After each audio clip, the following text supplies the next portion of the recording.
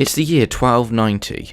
Following the death of King Alexander III of Scotland, his only living relative is his 3-year-old granddaughter, Margaret. Alexander had arranged his nobles to recognise Margaret as his successor, in the event he died without a male heir. His nobles agreed to swear an oath and uphold his wishes in 1284. Alexander continued to rule until 1286, as he died while riding in a storm after being thrown from his horse and breaking his neck. With the king's death, the nobles of Scotland convened at Parliament to secure the kingdom until the heir was of age. However, some nobles took the opportunity to press their claims to the throne, most notably Robert de Bruce, Lord of Annandale, who raised an army to promote his cause. However, it gained little traction, and the land he did take was swiftly returned. There were no ramifications for Robert, as the nobles of Scotland had bigger concerns, as in 1290, while en route to Scotland, Margaret died of seasickness. With no direct heir to the throne, dark clouds gather over Scotland. With Scotland now in a succession crisis, various factions started vying for the throne. If the matter of the throne wasn't settled soon, Scotland was at risk of a civil war. The two most prominent claims to the throne were Robert de Bruce and John Balliol, and to avoid open conflict between the two, an independent mediator was needed. The Guardians of Scotland called Edward I of England to be this mediator, as at this point in history, Edward was known as a peacemaker in Europe. However, Edward had an ulterior motive to help the Scots pick a king. Edward agreed to be this mediator, however he imposed certain conditions. 1. That Scotland became a feudal vassal to the Kingdom of England, and 2. The new Scottish king would pay him homage and would provide troops against the French in future conflicts. Yet the Scots cunningly retorted that without a king, they could make no omissions to Edward's demands. Yet Edward was a skillful negotiator and still managed to receive some compromises from the Scottish nobles. These negotiations would be called the Great Cause and would last for 6 months, with Edward providing every scrap of chronicles and legal documentation to prove his overlordship towards Scotland, most of which being provided from the Abbot of Evesham. But again, the Scottish nobles responded until they had a king, they could make no guarantees or agreements with Edward. After sorting out 105 auditors to help select the next king, with each rival claimant picking 40 each, and with Edward selecting the rest, the proceedings began, with both rivals stating their right to the throne. And after much talk and deliberations between the two rivals, Robert de Bruce resigned his claim for 2 reasons. 1. Most of the auditors were voting against him, and 2. He chose to pass the claim over to his son for perhaps a future use, as Robert was quite old and would die 3 years later. With most contenders' claims either disputed or withdrawn, John was proclaimed King of the Scots, but this recognition was overshadowed 3 days later when John was forced to pay homage to Edward as a vassal.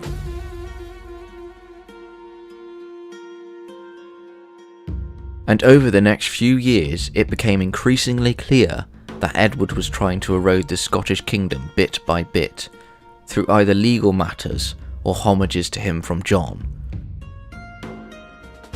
One notable example of this was the case of Macduff of Fife, who was accused of taking land. He responded to the claims by saying Edward had given him permission to do this. Edward used English jurisdiction over Scottish jurisdiction, which caused a further rift. And in the end, Edward demanded that John hand over control of 3 Scottish castles to English control. The final straw that snapped English-Scottish relations came in 1296, as Edward had been planning war against France and expected Scotland to provide troops for the incoming campaign. but the Scots had signed a treaty with France and Norway in 1295, which was a mutually beneficial defensive alliance. The Scots had slipped one by Edward, and after he found out, he was furious, and immediately began retaliating against the Scots through a number of ways. Firstly, Scottish lords that were loyal to him once again swore fealty to Edward. Secondly, he began preparing the north of England for war. And finally, he appropriated John's English holdings just over the border. Meanwhile, the Scottish were also preparing for war.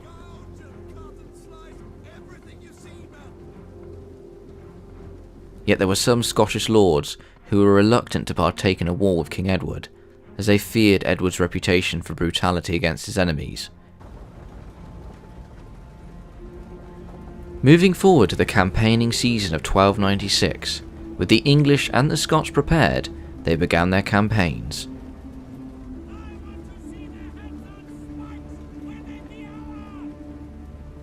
With the Scots taking the first move by raiding the north of England, the most prominent city of Carlisle was soon besieged by the Scots.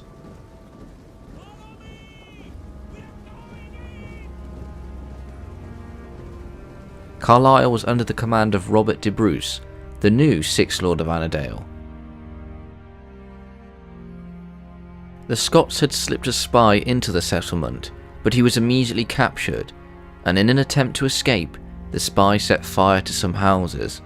The fire was great enough that the defenders of the wall had to leave to fight the fire, yet the defenders were promptly replaced by the women of the town, and they defended the walls as bravely as any man could by throwing rocks and other projectiles at the besieging Scots. After only 2 days, the Scots broke off and returned to Scotland.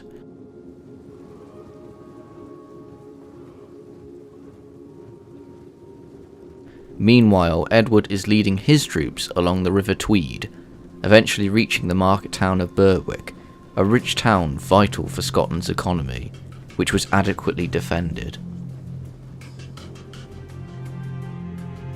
However, adequate means little to a strategic expert such as Edward.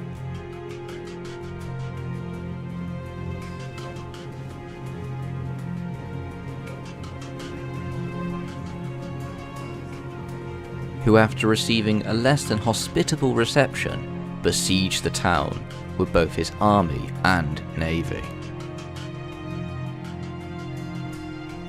And after a miscommunication caused the destruction of some of the English fleet by the defenders of Berwick, Edward ordered his entire army to attack the town.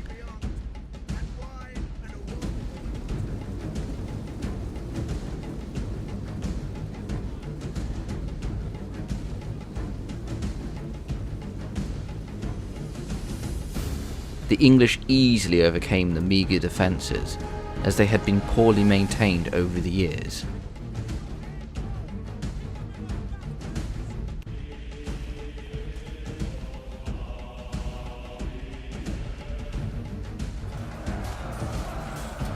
The defenders themselves were overwhelmed. The attack eventually became a slaughter, with the destruction of most of the inhabitants. And the death toll ranging from 7,000 to 15,000. Once again, Edward proving his brutal reputation against those who stood in his way. The Scots, horrified at this slaughter, soon began to return the favour, as they began slaughtering the inhabitants of unfortified villages along Northumberland. Edward dispatched a warring with a few thousand men and cavalry to chase down the raiding Scottish force.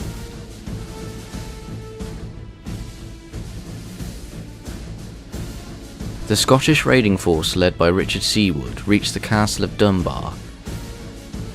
The castle itself was only defended by a meagre garrison, but the castle in its heyday was a formidable fortress and would not be easily taken even if it was defended by a few men. The lord of the castle was with Edward at Berwick. The control of the castle was given to his wife. However, for whatever reason, she gave control of the castle over to the Scots.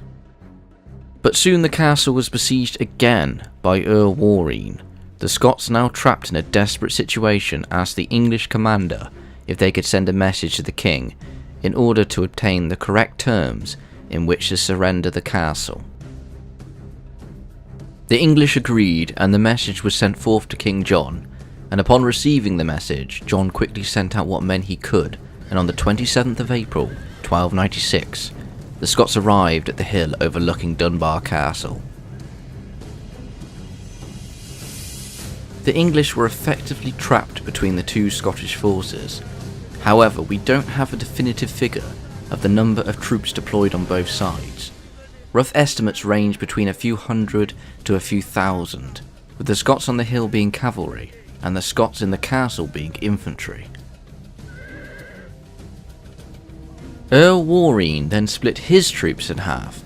His infantry would carry on besieging Dunbar Castle, while his cavalry would engage the Scots on the hill. The Scots had a strong position on the hill, as charging downhill would certainly give them the advantage against the English. But as the English approached the hill, they came across a gully or large ditch, and began manoeuvring around it. The steepness of the gully hid the English numbers and disrupted their formation.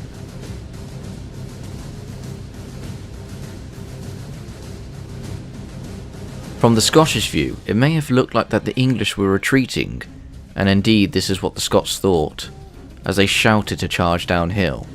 But as they came speeding down the hill, they couldn't see the deep side of the ditch until the last second.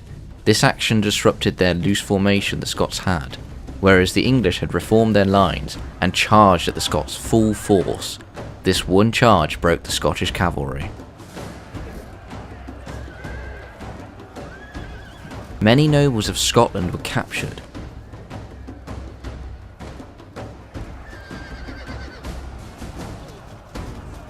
And with the arrival of King Edward the next day, the castle surrendered. As news spread throughout Scotland of the capture of Dunbar Castle and the defeat on the hill, many nobles of Scotland simply surrendered to Edward without resistance. King John would be the only one to resist, but only for a short time. Scotland's most powerful and prestigious castle, Edinburgh Castle, was captured after an 8-day siege, and King John soon surrendered and submitted himself to Edward. John Balliol's final humiliation as king came at Montrose in July 1296, as the arms of Scotland were ripped off his surcoat, a ceremonial and physical act of abdication from the Scottish throne. Edward had achieved his goal of subjugating Scotland. Now his next plan was to strip them of any sense of unity and identity. He started by taking the Stone of Scone and other relics crucial to the Scottish, and having all the nobles of Scotland pledge fealty to him as Lord of Scotland.